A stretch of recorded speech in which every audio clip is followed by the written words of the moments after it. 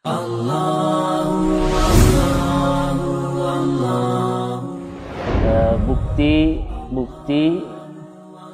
menunjukkan adanya Allah Subhanahu wa Ta'ala. Di antara kewajiban iman kita kepada Allah adalah meyakini betul bahwa Allah itu ada, dan adanya Allah itu harus berdasarkan bukti. Di antara akhlak seorang dai ketika ia dalam menyampaikan dakwahnya di masyarakat, ya. Bismillahirrahmanirrahim. Assalamualaikum warahmatullahi wabarakatuh. Waalaikumsalam warahmatullahi wabarakatuh. Innal hamdalillah nahmaduhu wa nasta'inuhu wa nastaghfiruh wa na'udzu billahi min shururi anfusina wa min sayyiati a'malina. May yahdihillahu fala mudilla lahu wa may yudlil fala hadiya lahu. Asyhadu an la ilaha illallah wahdahu la syarika lahu wa asyhadu anna Muhammadan abduhu wa rasuluh la nabiyya wa la rasula ba'dah, amma ba'd. Qala Allah Ta'ala fil Qur'anil Karim, a'udzu billahi minasy syaithanir rajim, wa ma yantiqu 'anil hawa in huwa illa wahyu yuha. Wa qala sallallahu alaihi wasallam, kullu sulama minan nasi 'alaihi sadaqah, kullu yawmin tatlu'u fihi asy-syamsi ta'dilu baina itsnaini sadaqah, wa tu'inu ar-rajula fi dabbatihi fatahmiluhu 'alayha aw tarfa'u lahu 'alayha mata'ahu sadaqah, wal kalimatu at-tayyibatu sadaqah, wa kullu khutwatin tamshiha ila as-salati sadaqah, wa tumitul adha 'anit tariq sadaqah. Para santri Darul Yusra yang dimuliakan oleh Allah Subhanahu wa Ta'ala, dan juga sahabat iman dimanapun Anda berada yang saat ini menyaksikan kajian tentang hadis Arba'in nomor 26. Alhamdulillah, kita bersyukur kepada Allah atas hidayah dan taufiknya. Kita diberikan kesempatan untuk mengkaji hadis Nabi Sallallahu Alaihi Wasallam. Mudah-mudahan kita bisa memetik banyak sekali hikmah dan pelajaran yang bisa kita amalkan dalam kehidupan kita sehari-hari, karena memang ucapan Rasul adalah petunjuk, ya, sebagai pedoman bagi umat Islam untuk menggapai kebahagiaan di dunia maupun di akhirat. Salawat dan salam semoga tercurahkan kepada baginda Nabi besar Muhammad sallallahu alaihi wasallam, pada keluarganya, para sahabatnya, dan kita selaku umatnya hingga akhir zaman. Pada kesempatan malam ini, insyaallah kita akan menyampaikan salah satu hadis Arba'in yang ke-26, ya. Hadis ini menjelaskan tentang jalan atau pintu-pintu kebaikan. Ternyata kebaikan itu banyak pintunya, bisa kita lakukan dari yang termudah sampai yang terberat. Di pertemuan yang lalu, hadis yang ke-25 itu adalah pintu-pintu ibadah untuk diri kita, ya, di mana kita bisa melaksanakan sebuah kegiatan ibadah yang bernilai sedekah, bernilai pahala, seperti membaca tasbih, membaca tahlil, membaca takbir, dan juga di dalam kemaluan kita pun ada pintu kebaikan di situ. Nah, di hadis yang ke-26 ini menitik beratkan adalah pintu-pintu kebaikan yang kaitannya berbuat baik kepada orang lain. Kalau hadis sebelumnya adalah amalan yang dikerjakan oleh diri sendiri. Kalau hadis ke-26 ini berbuat baik kepada orang lain. Nah, nanti disebutkan contoh-contohnya. Hadis ini diriwayatkan oleh sahabat Nabi yang bernama Abu Hurairah radhiyallahu anhu. Siapa Abu Hurairah? Itu adalah laqab atau nama panggilan yang artinya bapaknya kucing. Kenapa disebut bapaknya kucing? Karena Abu Hurairah ini senang dengan kucing. Bahkan sambil belajar mendengarkan hadis Nabi, ya, Abu Hurairah sering membawa kucingnya di dalam pesak lengannya. Di sini nih. Saking besarnya jadi disimpan di sini ya kucingnya itu. Ya. Sehingga disebut dengan Abu Hurairah. Nama aslinya siapa? Abdurrahman bin Sakhar. Beliau masuk Islam termasuk sahabat yang terakhir masuk Islam di tahun ke-7. Tapi istimewanya Abu Hurairah ini diberikan kemudahan oleh Allah Subhanahu wa taala untuk menghafal banyak hadis. Bahkan sahabat yang paling banyak menghafalkan hadis adalah Abu Hurairah, nomor 1. Paling banyak. Sampai 3.000 lebih. Kalau tidak salah jumlah hadis yang dihafal oleh Abu Hurairah. 3.000 atau 5.000? Ya. Antara 4.000 atau 5.000-an Bapak nggak hafal ininya. Ya. Dan pernah suatu ketika Abu Hurairah ini didoakan oleh Rasul. Ya, didoakan oleh Rasul sehingga doanya Rasul ini mendoakan agar Abu Hurairah ini diberikan kemudahan untuk menghafal hadis. Kita mah boro-boro menghafal hadis ya. Menghafal Al-Qur'an juga udah banyak lupanya. Ya, diulang-ulang terus masih saja lupa. Ini belum menghafal hadis. Sekarang ini banyak di beberapa negara, terutama negara Timur Tengah, ada program menghafal hadis-hadis. Menghafal kutubus sittah. Apa itu kutubus sittah?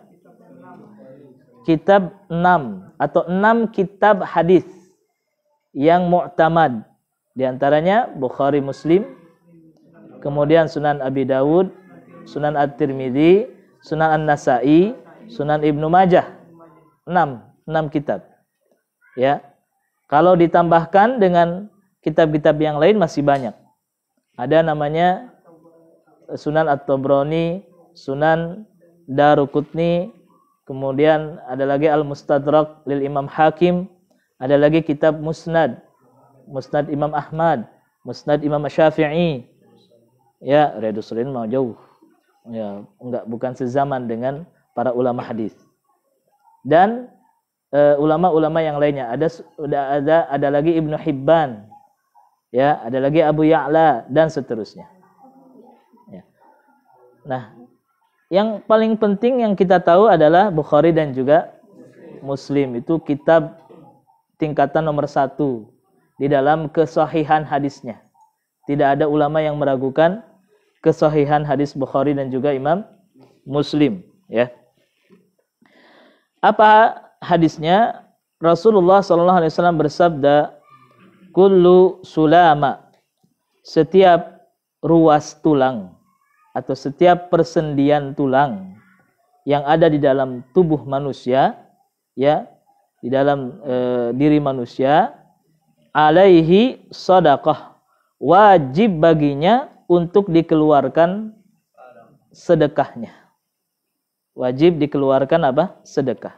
Kira-kira kalau ditanya, ada berapa jumlah persendian tulang yang ada di dalam tubuh kita? Iya, para ulama menjelaskan jumlah persendian. Nih, dari sini ke sini 1. Ya. Dari sini ke sini 2. Dari sini ke sini 3. Dihitung semua. Ya. Itu semuanya totalnya adalah 360. Sama sejumlah hari dalam setahun. Ya. Pokoknya setiap ruas, ya, ruas tulang ada ujung dari ujung ke ujung, itu namanya satu sendi, satu ruas, ya. Nah, bayangkan, ya, ini kewajiban sedekah. Kenapa kita diwajibkan sedekah? Sebagai bentuk syukur kita kepada Allah Subhanahu wa taala yang telah menciptakan apa? Tulang. Bayangkan kalau manusia tanpa tulang apa jadinya? Pasti dia akan menjadi lembek, lunak. Ada hewan-hewan yang tidak punya tulang. Disebutnya hewan yang tidak punya tulang belakang. Seperti cumi-cumi, seperti gurita, ubur-ubur, cacing. Itu mereka hewan-hewan yang tidak ada tulangnya. Tetapi walaupun tidak ada tulangnya, mereka masih tetap bisa hidup. Ini merupakan keagungan Allah Subhanahu wa taala di dalam menciptakan berbagai macam jenis makhluknya yang luar biasa. Seolah-olah kita diajak untuk memikirkan ciptaan Allah yang ada di dalam diri kita. Berupa apa? Tulang. Dengan tulang inilah manusia bisa berdiri tegak, bisa berjalan. Bahkan menurut para ahli ilmu hewan, tidak ada makhluk ya bangsa hewan yang bisa berdiri tegak lama, karena manusia juga pada dasarnya adalah hewan sebenarnya. Tapi hewan yang bisa berbicara dan punya akal sebenarnya. Sebagaimana perkataan ahli mantik, ya, al-insan hayawanun natiqun. Hewan yang bisa berbicara. Ya, hewan yang bisa berbicara. Nah, jadi yang bisa berdiri tegak hanyalah manusia.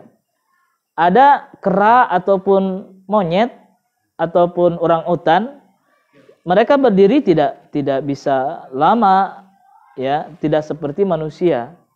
Ya, mereka ada kalanya harus bertumpu kepada apa? Tangannya. Itu.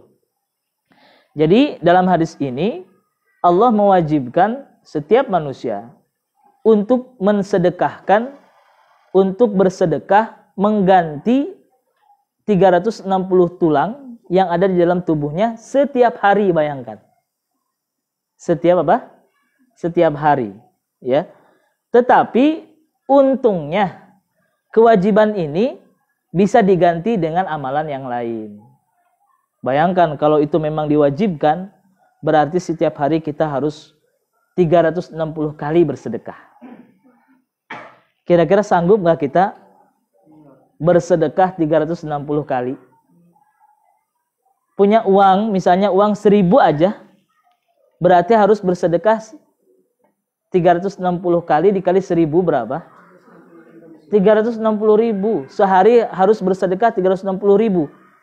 Mampu nggak kita? Untuk orang kaya sih oke-oke aja. Ya, kalau orang-orang yang super kaya, ya kan? Ya, seperti kita misalnya bersedekah sehari 360.000 ya berat. Belum kali sebulan, belum kali setahun. Masya Allah. Bangkrut ya. Iya. Tetapi ada Allah memberikan keringanan sebagai pengganti dengan yang lain. Kullu yaumin atau kulla yaumin. Setiap hari kata Nabi sallallahu alaihi wasallam. Jadi kewajiban itu setiap hari. Wajib bersedekah. Ya. Tatlu'u fihi syams. Selama matahari itu apa? Terbit. Ya, selama matahari itu ada, wajib untuk bersedekah 360 kali. Tetapi itu bisa diganti dengan amalan yang lain. Apa diantaranya? Ta'dilu baina isnaini sadaqah. Mendamaikan dua orang yang sedang berseteru. Mendamaikan dua orang yang sedang konflik. Mendamaikan dua orang yang sedang bertengkar. Maka itu sama pahalanya seperti kita bersedekah sebanyak 360 kali. Masya Allah. Ya. Manusia di dalam kesehariannya, apalagi sering bertemu dengan orang lain, pasti kadang-kadang terjadi yang namanya kesalahpahaman. Misalnya, lihat Idris cemberut. Ya, setiap ditemui cemberut. Akhirnya orang yang ditemui Idris menjadi salah paham. Kirain Idris lagi benci kepada siapa? Kepada orang yang ditemuinya. Padahal Idris tidak sedang benci. Tetapi memang lagi galau. Setelah selesai Darul Yusur, kita kira mau kemana. Itulah yang membuat Idris galau cemberut. Orang lain menyangkanya, Idris kayaknya nggak suka sama saya karena setiap bertemu dengan saya selalu apa? Cemberut. Akhirnya mereka pun saling suudzon, Ya, mereka pun berburuk sangka dan membenci, padahal itu adalah salah paham. Ya. Nah, terkadang ya karena Zufar suka bercanda misalnya. Ya, mukulin siapa? Enggak sengaja nepak Rafif, kemudian Rafif salah paham, akhirnya mukul. Ya, dianggapnya mukul padahal Rafif cuman pelan-pelan. Nah, akhirnya timbul apa? Timbul konflik. Nah, terkadang konflik ini yang bagi kita yang belum dewasa, masih kekanak-kanakan, terkadang pertengkaran ini susah untuk dilerai. Betul atau tidak? Bahkan terkadang konflik ini dipelihara. Ya. Dijaga keberlangsungan konflik itu. Padahal kata Nabi sallallahu alaihi wasallam, dilarang seorang muslim ya untuk mendiamkan saudaranya lebih dari tiga hari, cuek, ngacangin saudaranya lebih 3 hari dilarang. Bahkan Nabi melarang wala tadabaru, wala tanajashu, wala tanafaru. Kemudian apa lagi? Wala tajassasu. Ada di situ hadisnya. Janganlah kalian saling membelakangi. Janganlah kalian saling menghindar. Janganlah kalian saling takhasamu wala takhasamu, saling untuk bertengkar. Dilarang oleh Nabi SAW. Nah, pahala mendamaikan dua orang itu pahalanya gede. Pahalanya besar mendamaikan itu. Bagaimana caranya mendamaikannya? Ya, harus ada pihak yang ketiga. Siapa pihak yang ketiga? Pihak yang netral. Golput. Tidak memihak kepada Rafif dan tidak memihak kepada Zufar. Ya. Misalnya Irham, di tengah-tengah Irham ini. Nah, Irham harus berusaha mendamaikan. Jangan diadu domba. Kalau diadu domba makin panas. Dan dosa mengadu domba itu lebih besar. Ya, jangan diadu domba. Kalau diadu domba semakin besar semakin lama. Dan na'udzubillah bisa jadi saling membunuh. Ya, saling membunuh. Na'udzubillahi min dzalik. Jangan sampai itu terjadi di antara sesama kaum muslimin. Karena permusuhan ini sangat berbahaya. Apalagi bisa sampai timbul peperangan. Tadinya yang berkelahi, yang bertengkar adalah hanya 2 orang, adik kakak doang. Kemudian bertengkar, masing-masing punya geng. Iya, kayak di film-film gitu. Yang suka film, kalau yang enggak tahu. Ya, ini ngomong ke temannya, ini ngomong ke temannya. Yang tadinya 2 orang jadi antar kelompok. Yang tadinya antar kelompok tawuran jadinya. Berapa banyak kira-kira korban yang akan jatuh dari pertengkaran itu? Padahal tadinya hanya dua orang. Belum lagi kerusakan tempat. Apalagi orang yang marah itu emosinya tidak terkontrol. Betul tidak? Ya, tidak sedikit mereka merusak barang. Ya, Tamara. Iya, apa tuh? Iya, tidak sedikit memecahkan kaca. Tidak sedikit ini tangan kepalan dibenturkan kepada kepala orang. Ya, atau ini tangan memegang senjata. Ya, berapa banyak nantinya korban, apalagi yang sampai meninggal akibat dari peperangan tersebut. Belum lagi nanti berpengaruh kepada mengganggu stabilitas keamanan. Warga menjadi ketakutan, tidak berani untuk keluar rumah. Belum lagi perekonomian. Orang-orang yang dagang jadi takut karena ketika mereka membawakan gerobaknya, ada orang lagi perang, jadi sasaran perusakan. Iya kan? Jadi sasaran perusakan, maka itu berbahaya. Ya. Maka mendamaikan 2 saudara ini pahalanya seperti sedekah. Bahkan seperti sedekah 360 kali. Bahkan dalam hadis sebelumnya, ya, bisa juga dengan diganti dengan salat duha. Ya, salat duha, tapi ini pahalanya untuk diri sendiri. Sekali lagi Bapak katakan bahwa hadis yang ke-26 ini membicarakan pintu-pintu kebaikan berbuat baik kepada siapa? Kepada orang lain. Contoh yang pertama adalah mendamaikan orang yang sedang bertengkar. Di antara kalian, siapa yang tidak pernah bertengkar? Yakin? Belum pernah selamanya? Wow, luar biasa. Pernah nggak bertengkar? Pernah ya? Walaupun misalnya saling ngambek. Pernah ya saling ngambek? Pasti ya. Pasti. Karena yang namanya kita hidup bertetangga dengan orang pasti. Ya, dia punya hati, kita juga punya hati. Kadang-kadang tersinggung, kadang-kadang salah paham, kadang-kadang baperan, kadang-kadang punungan, dan seterusnya. Ya. Bahkan di dalam mendamaikan dua saudara yang sedang konflik ini, boleh jika memang dibutuhkan untuk berbohong. Yang berbohongnya yang mana? Pihak penengah atau pihak ketiga. Ya, misalnya Irham bilang ke Rafib, Fib, kakak lu tuh sebenarnya sayang sama kamu. Bahkan dia itu pengen minta maaf. Tetapi masalahnya, Zufar ini kan kakak kamu. Dia agak gengsi kalau harus mengawali minta maaf. Kayaknya ente dulu yang bagus, Fib, minta maaf. Gitu. Padahal Rafib sebenarnya nggak mau. Tapi diberikan kata-kata seperti itu supaya Rafib mau lebih dulu minta maaf. Tapi nggak apa-apa, gitu kan. Kemudian Irham juga bilang ke Zufar, Zufar, sebenarnya Rafib itu dia sayang sama kakaknya, gitu kan. Bahkan dia ngomong sendiri ke saya, pengen minta maaf, tapi dia malu. Nah, gimana kalau ente dulu dah yang minta maaf?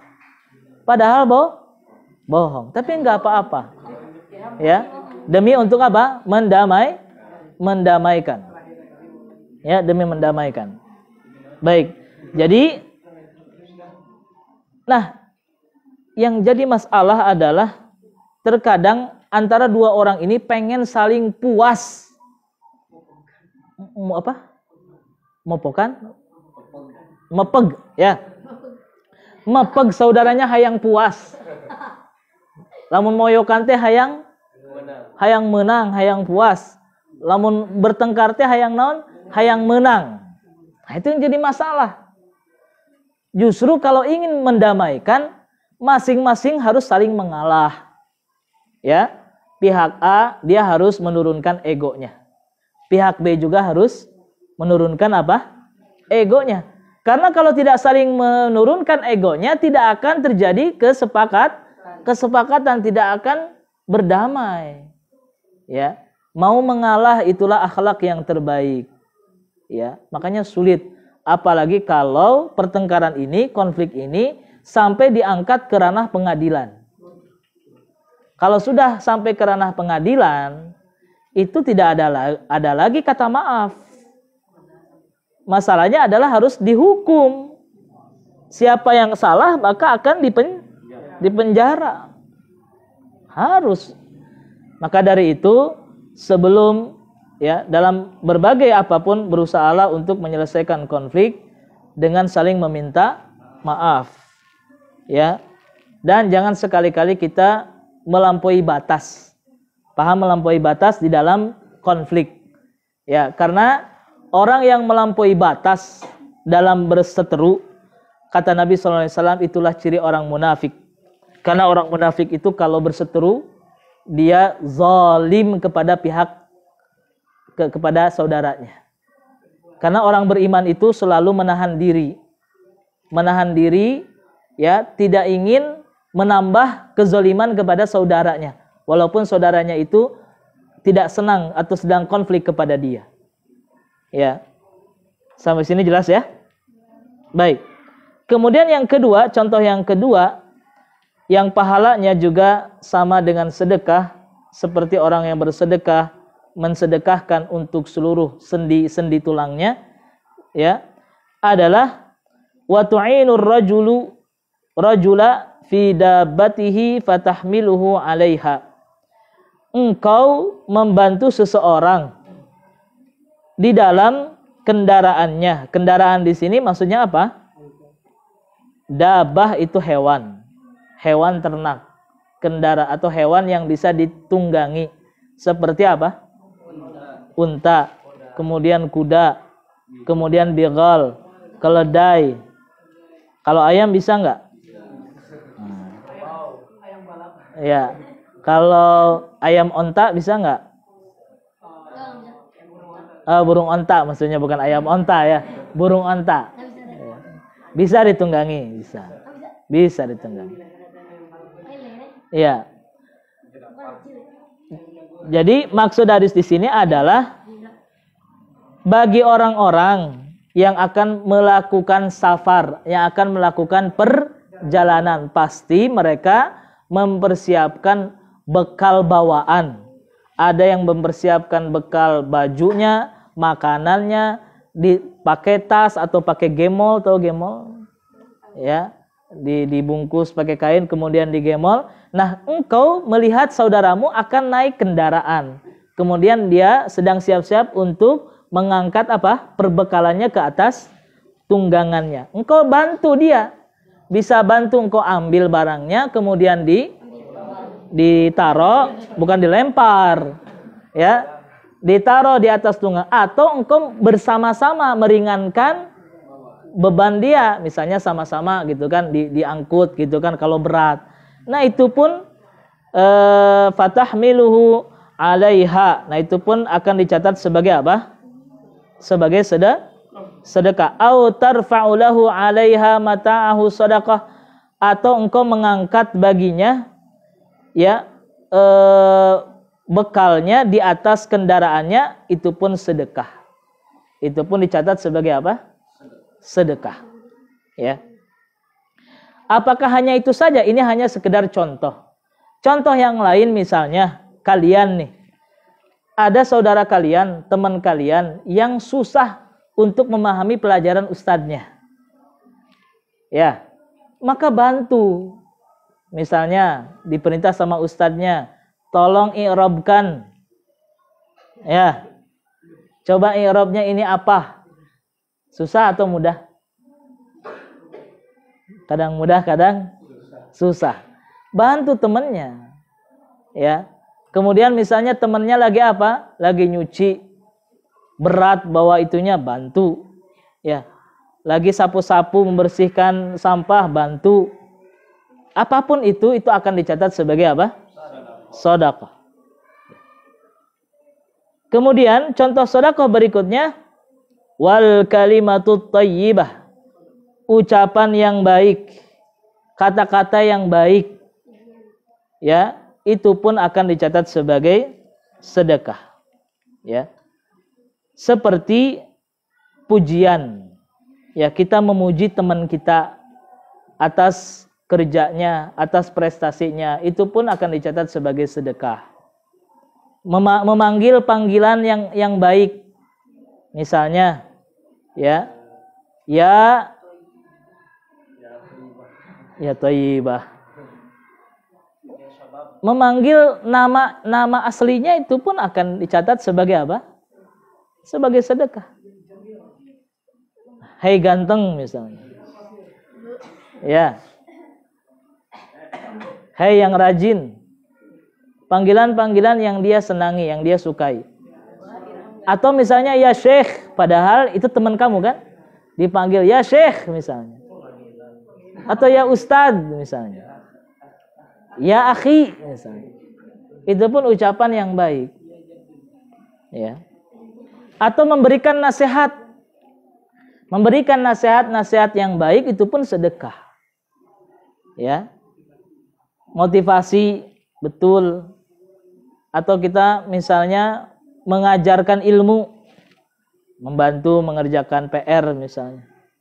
Boleh atau tidak? Boleh. Kalau jangan dikerjain. Ya, tapi bantu untuk menjelaskan supaya dia apa? Paham. Ucapan-ucapan yang baik. Ya. Dan jangan sebaliknya. Menyampaikan ucapan-ucapan yang kotor. Ya kalbun misalnya. Hei anjing misalnya. Jangan. Ya. Jangan mengucapkan kata-kata hewan kepada saudara kita. Karena itu adalah kata yang kotor, jelek, buruk, fahisyah. Ya. Atau misalnya kata-kata penghinaan, "Hei pentul korek," misalnya. Ya. Ya, "Hei penek," misalnya. Jangan. Ya. Jangan kotori dengan ucapan seperti itu. Ketahuilah bahwa ucapan kita ini sebenarnya itu naik ke langit. Kita aja nggak bisa lihat bentuk ucapan kita seperti apa. Sebenarnya naik. Ya, dilaporkan. Sebagaimana dijelaskan di dalam Al-Quran, surat Fatir ayat 10, "Ilaihi yas'adul kalimut thayyib." Kepadanya, maksudnya kepada Allah lah, naik kata-kata yang baik. Kata-kata yang terpuji. Ya. Begitu pula muhadarah, tahu muhadarah? Pidato, ceramah itu pun adalah kata-kata yang baik, akan dicatat sebagai apa? Sedekah. Apalagi kalau kita ceramahnya itu bukan hanya di sini, tapi disampaikan dengan alat. Ya, bisa sampai ke seluruh dunia. Iya. Ya, selama ucapannya baik, ya, ilmiah, berdasarkan kepada ilmunya, insya Allah akan bermanfaat. Tetapi kalau ucapannya busuk, kemudian di-share, disebar, wah itu pun akan menjadi dosa jariah. Ya, dosa jariah kebalikannya. Tentu kita ingin mendapatkan pahala jariah, maka gunakanlah HP itu dengan sebaik-baiknya. Ya. Sekarang setiap orang bisa jadi artis kok. Dulu mungkin kalau mau jadi artis harus masuk TV. Sekarang enggak, pakai HP juga bisa jadi artis.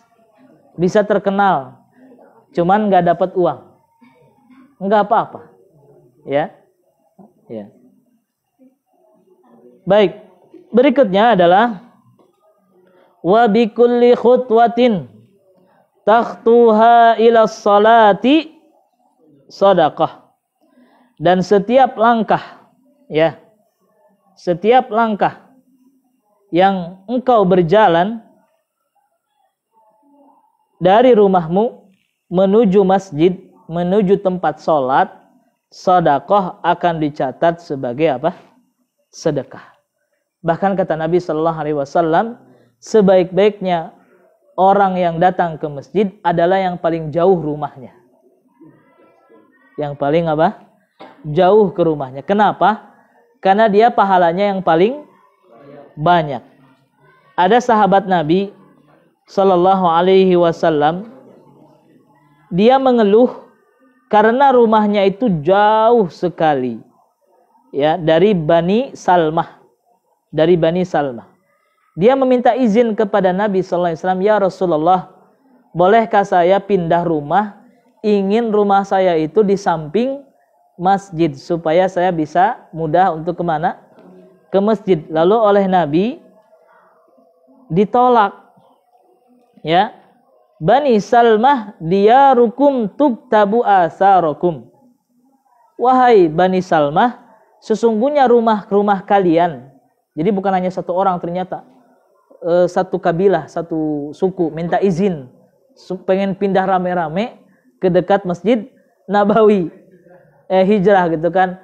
Oleh Nabi ditegur, "Jangan. Kalian tahu tidak?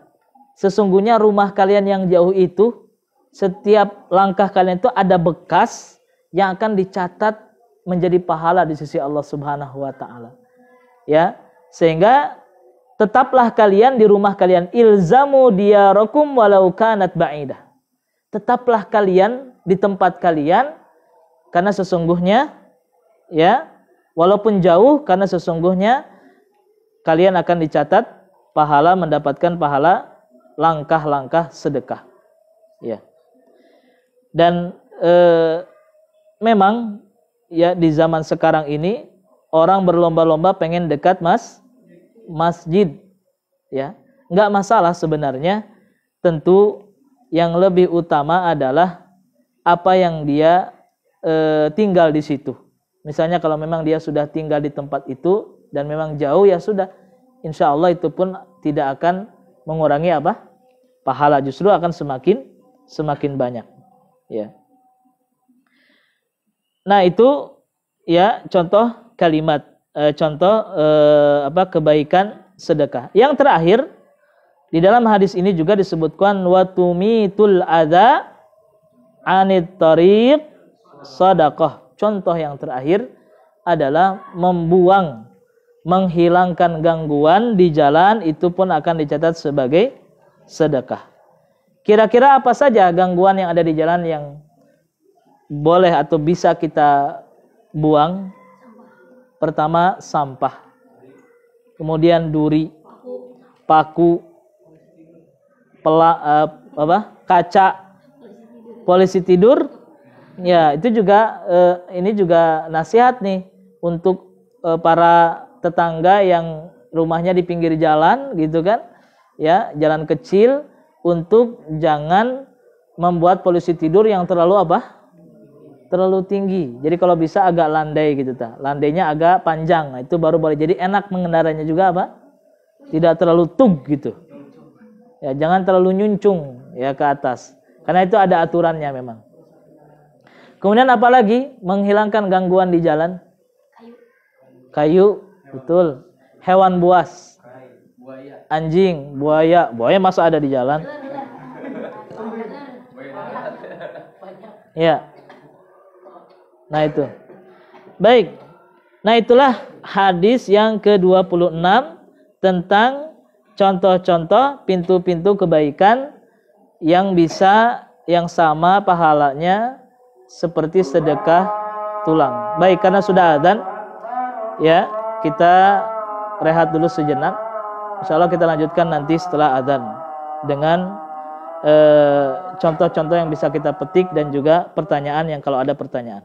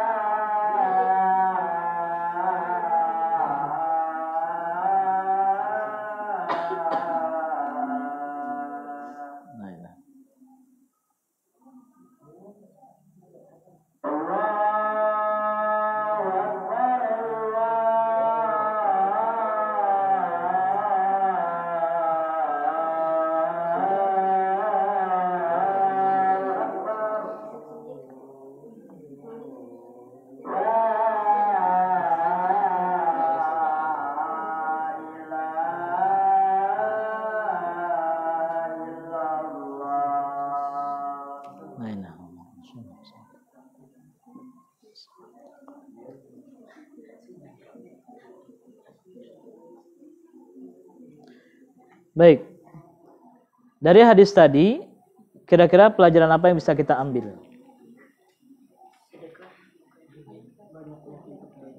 Oke, yang pertama adalah banyaknya pintu kebaikan. Artinya, kalau kita tidak bisa melakukan kebaikan yang satu, bisa mencari kebaikan yang lain. Misalnya kita tidak mampu sholat tahajud, bisa kita kerjakan sholat duha. Kita tidak mampu sholat duha, bisa mengerjakan sholat qabliyah. Ya, banyak pintu kebaikan itu. Pelajaran berikutnya apa lagi? Betul, Islam adalah agama yang mudah. Ya. Jadi tidak sulit, tidak susah, asal kita mau. Karena Islam mengajarkan banyak sekali pintu-pintu kebaikan, banyak sekali amalan-amalan yang ringan yang bisa kita kerjakan. Bagus, ada lagi yang lain? Ya, menyumbang faidah, menyumbang hikmah pelajaran dari hadis tadi. Ya, Islam mengajarkan kebaikan sampai yang paling kecil. Ada orang Quraisy yang mengejek, bukan orang Quraisy, orang Yahudi mengejek. Ya, kebetulan sahabat yang diejek itu Salman Al-Farisi, bukan saya.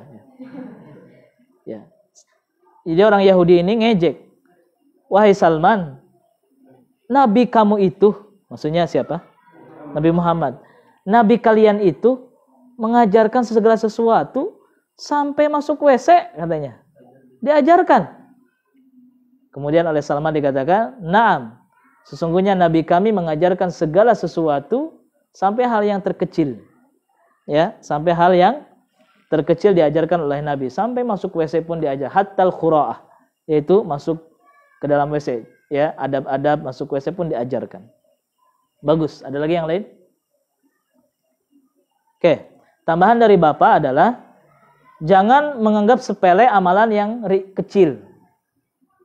Wala tahqiranna minal ma'rufi syai'a. Janganlah kamu meremehkan kebaikan sekecil apapun. Walau antal akhaka biwajhin talik, walaupun engkau bertemu dengan saudaramu dengan senyuman. Ya, senyum itu membahagiakan orang lain. Orang lain bahagia, kita dapat pahala. Padahal cuma senyum doang. Nah, di hadis ini disebutkan kebaikan itu adalah membuang apa? Gangguan dari apa? Dari jalan. Itu memang sepele, jangan gengsi. Jelas ya? Kemudian yang kedua adalah hadis ini mengajarkan kita untuk bersifat tawadu. Apa itu? Tawadu, rendah hati, bukan rendah diri. Kalau rendah diri, rendahan. Ya, menjadi orang rendahan. Kalau rendah hati enggak. Maksudnya apa? Membantu orang lain itu pun kita kan bertawadu namanya. Kalau orang yang sombong mau enggak dia bantu orang lain? Enggak mau dia. Ogah bantu orang lain. Ya. Jelas ya? Kemudian pelajaran berikutnya adalah mengajarkan kita untuk melakukan kebaikan secara kontinu, secara berkelanjutan. Jangan berhenti. Setiap waktu apapun yang kita lihat bisa dijadikan pahala, kerjakan. Ya, jangan bengong.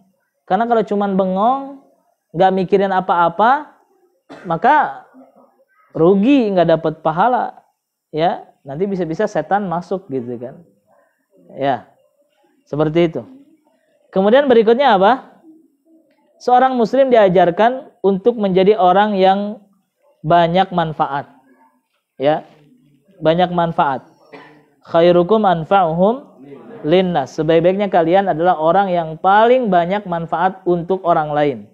Bermanfaat bagi tetangga, bermanfaat bagi keluarga, bermanfaat bagi istri, bermanfaat bagi anak, bermanfaat bagi teman, bermanfaat bagi bangsa dan negara dan agama. Bermanfaat bagi umat, bermanfaat bagi masyarakat, bermanfaat bagi kampung Cibuntu. Ayo dong, harus bisa membuat bangga kampung kita. Ya. Kemarin kita membahas tentang isu-isu itu ya. Nah, sekarang Bapak ingin tanya, kira-kira kampung kita harum di luarnya apa? Kalau kemarin kan jeleknya ya. Yang harumnya kira-kira apa? Sumber air, betul. Apa lagi? Ibu-ibunya rajin. Tahu dari mana? Nih kalian nih, kira-kira apa yang harum di luar?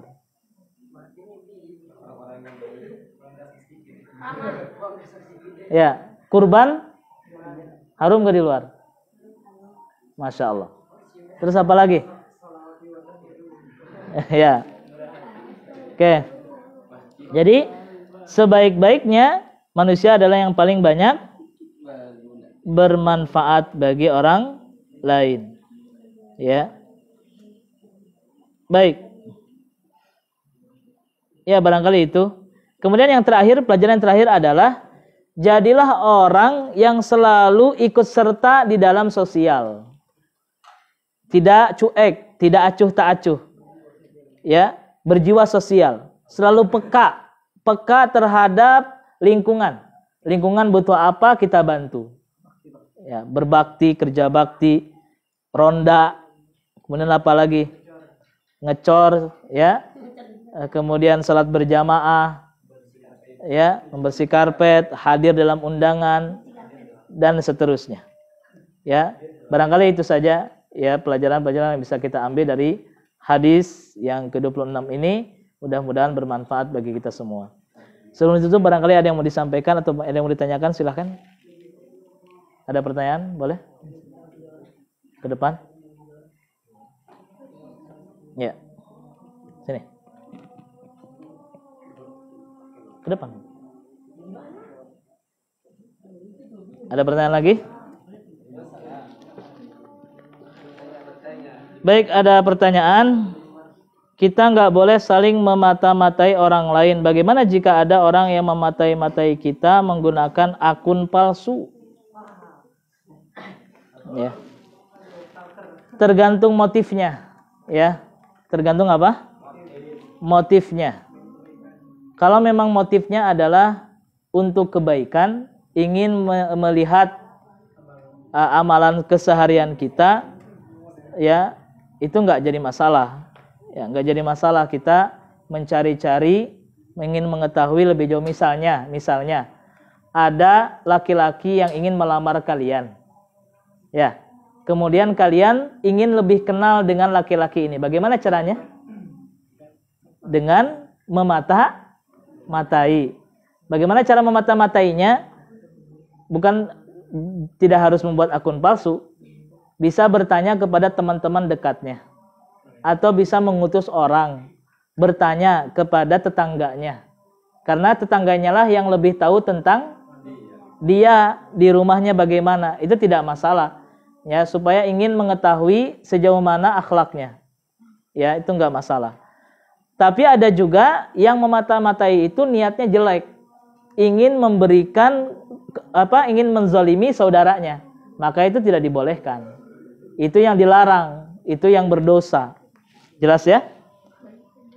Katanya nggak boleh menolak lamaran laki-laki yang soleh. Bagaimana kalau ada seorang akhwat dilamar oleh lelaki yang soleh tapi ia dituntut oleh orang tuanya untuk kuliah?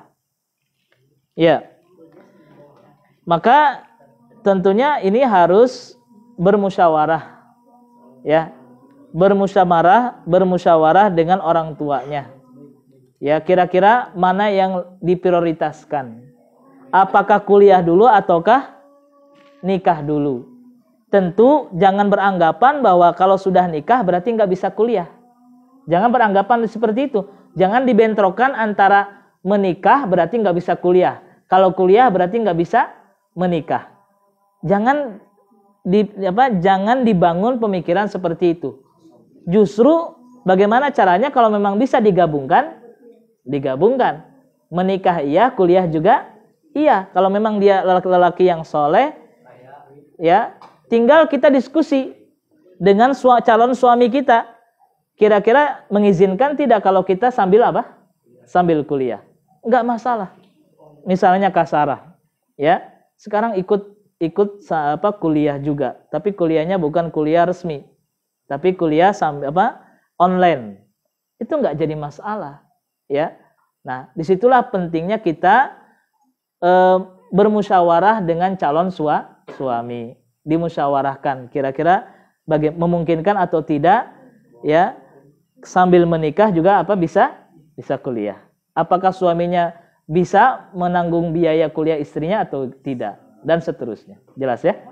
Baik. Ada lagi yang lain? Cukup ya? Ya.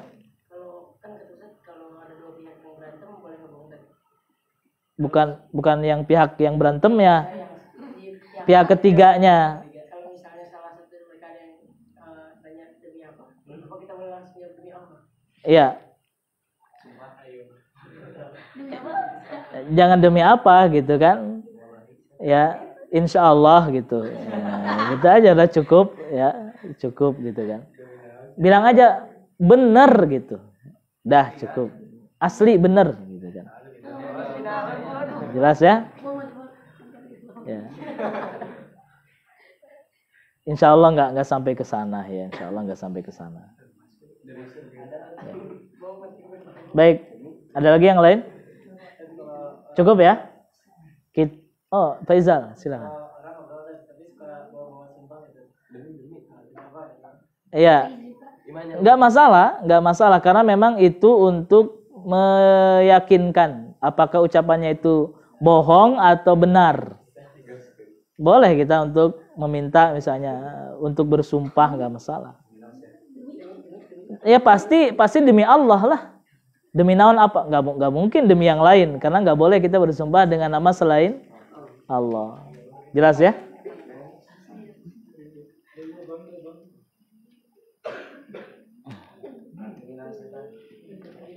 Bagaimana jika ada orang yang memata-matai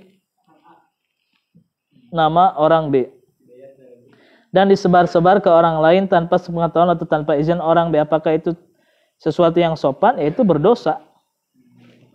Ya, dosa. Sama saja dia menyebarkan kejelekan orang lain kepada kejelekan temannya kepada orang lain. Menyebarkan isu, menyebarkan kebohongan, membuka aib, itu adalah dosa besar. Ya, dosa besar. Sama aja seperti ghibah. Ya ayyuhalladzina amanu ijtanibu katsiran minadh-dhann inna ba'dadh-dhanni itsm wa la yaghtab ba'dukum ba'dha ayuhibbu ahadukum ay ya'kula lahma akhihi maitan fakarihtumuh. Seperti itu. Apalagi orang B lebih tua daripada orang A. Kecuali membicarakan aib itu ada beberapa kondisi dibolehkan. Ya, dalam rangka memperbaiki seperti ustadz. Ustadz itu selalu mendiskusikan kekurangan-kekurangan kalian. Misalnya si A kekurangannya ini, dibicarakan itu dalam forum. Tapi bukan untuk menggibah, untuk mencari solusi supaya anak ini bisa menjadi baik. Misalnya Idris, contoh, bukan benar ya, contoh gitu kan. Nih, gimana caranya supaya Idris itu betah di pesantren? Pasti akan dibicarakan. Oh, Idris ini begini begitu. Ya, makanya alhamdulillah sekarang kan jadi betah Idris di sini. Walaupun sudah keluar balik lagi gitu kan. Gitu. Jelas ya? Jadi nggak masalah ya selama niatnya untuk perbaikan. Ada lagi yang lain? Cukup ya? Baik, kita tutup dengan doa kifaratul majlis. Subhanakallahumma wa bihamdika asyhadu an la ilaha illa anta astaghfiruka wa atubu ilaik. Assalamualaikum warahmatullahi wabarakatuh.